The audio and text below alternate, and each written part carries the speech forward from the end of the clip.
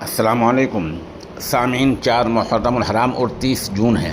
خبر کا عنوان ہے امریکی صدر ٹرمپ اور اسرائیل کے وزیر اعظم نیتن یاہو کے خلاف ایران میں فتویٰ جاری۔ ایران کے عالم دین نے فتویٰ جاری کیا ہے۔ کن حالات میں کیا ہے، کیا کہا ہے، آپ پوری باتیں سنیں۔ ایران کے نیوکلیئر پروگرام کو لے کر امریکہ اور اسرائیل کے ایکشن کے بعد تہران کے ایک خاص عالم دین نے امریکی صدر ڈونالڈ ٹرمپ اور اسرائیل کے وزیر اعظم بنیامین نیتن یاہو کے خلاف فتویٰ جاری کیا ہے۔ یہ فتوے کی کاپی آپ دیکھ سکتے ہیں۔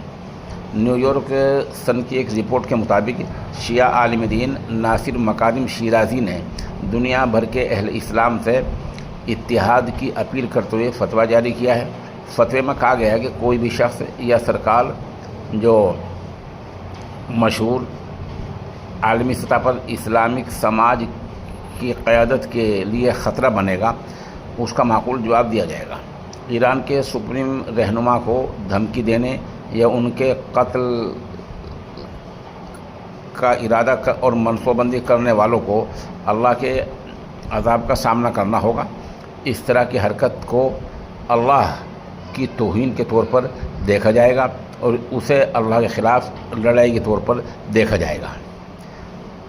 عرض ہے کہ حال کے دنوں میں ہم نے دیکھا ہے کہ امریکہ کے صدر اور اسرائیل کے نیتن یاہو نے کس طرح بار بار ایران کے سپریم رہنما کو دھمکی دی ہے۔ سپریم لیڈر کے قتل کی دھمکی کو لے کر اسلامی سماج اور اس کے قیادت کا فرض بنتا ہے، اگر امریکی سرکار یا کوئی اور طرح کی سرگرمیوں میں ملوث رہتا ہے تو اسے دنیا بھر کے مسلمانوں کی ذمہ داری کیا ہے، ہمیں سوچنا پڑے گا۔